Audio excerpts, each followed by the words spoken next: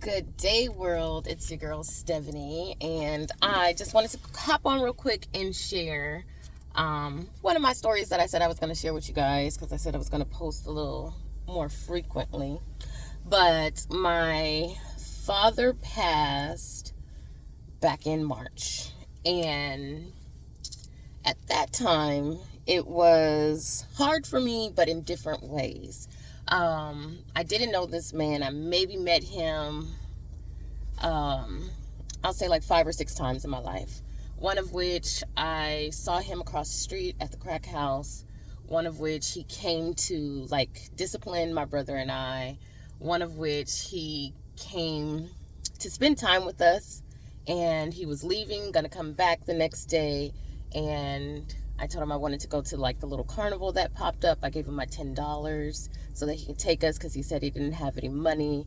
And when he came back, he obviously smoked up my money. So this is the man that I know. And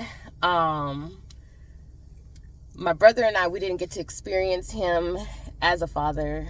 As my brother got older, he did go and seek him out, and he went and stayed with him, and that's his story.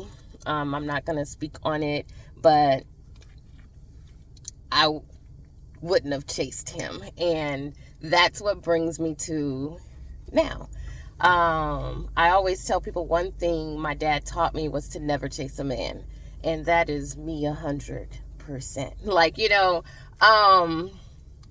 and I always thought that was strength. I always thought that was, like something, which in a way it is, because I'm not chasing a man. Like, that's just it.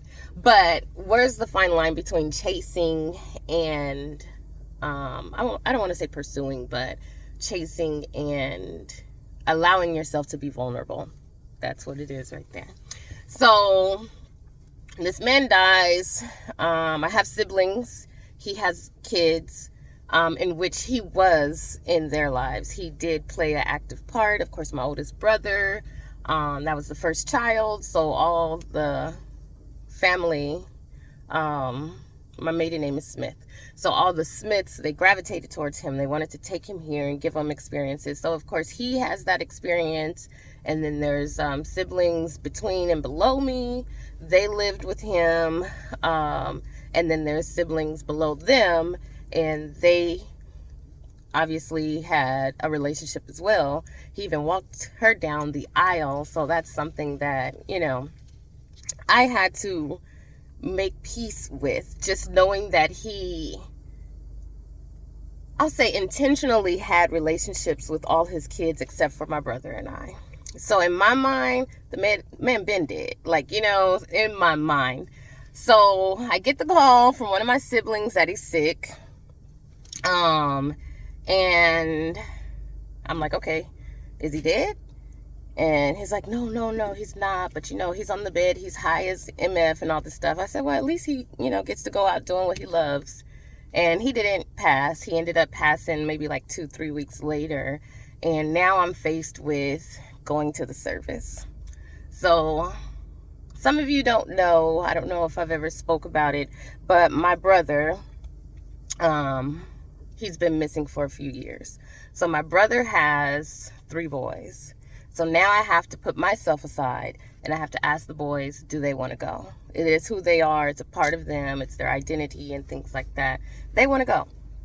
And they want to go and honor their grandpa and all that good stuff. So we pack up and go.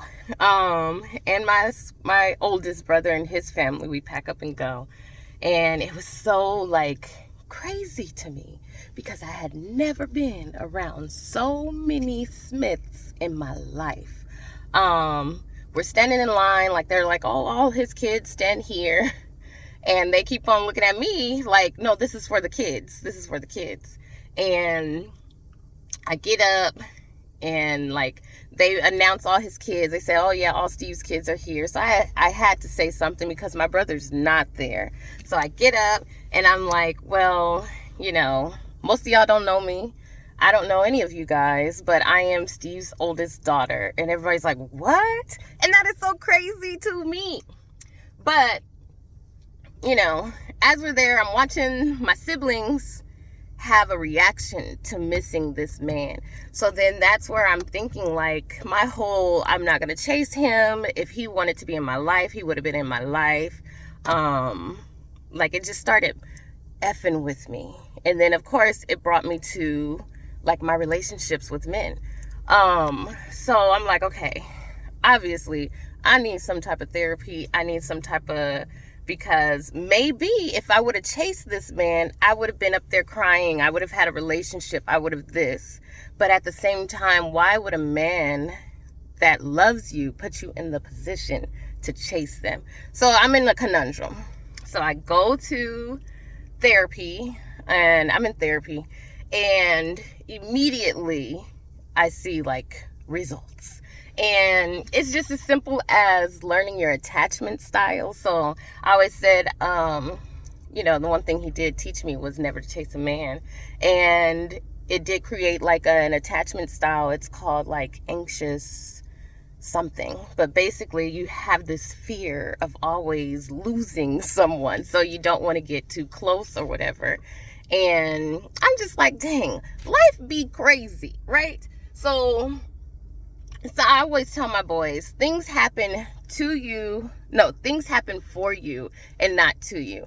And all this time, I've just been thankful because I wouldn't be the woman that I am without him leaving, right?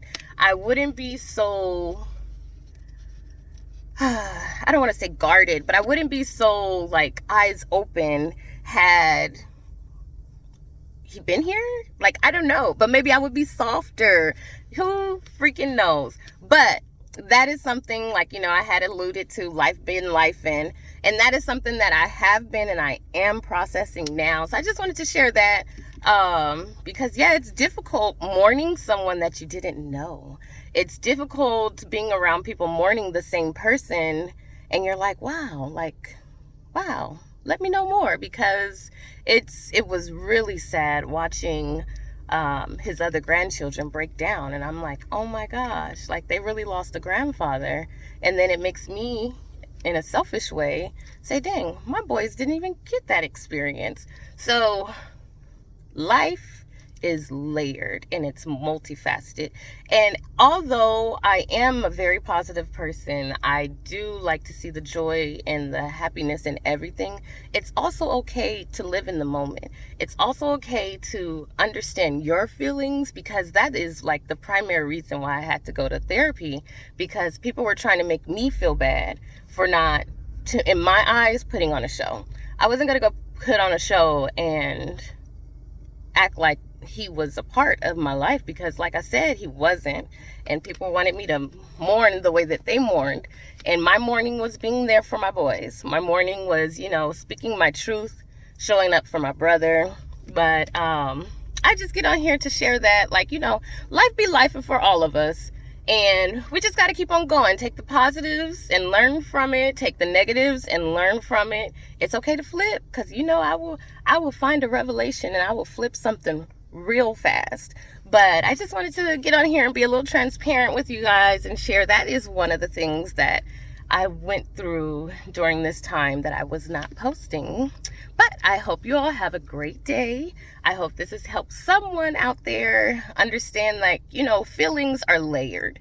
You know, you can be happy and sad at the same time, and it's a-okay. It's a-okay. I know in the shop, a few girls came up to me and they shared that their similar stories and were asking me how to cope. And I'm like, don't ask me, because I'm not the one to ask. But that's another thing. We will downplay our own experiences, our knowledge, our wisdom, just because I felt like I wasn't handling it right, because people were telling me I wasn't handling it right. But it is true to who I am. And like I said, I couldn't fake the funk. So go ahead, enjoy life, share your experiences, because you never know who you're helping and who you're touching. So have a great day, everyone. It is hot as heck out here. I'm in California and I'm about to go on a hike, but I might not be going on a hike.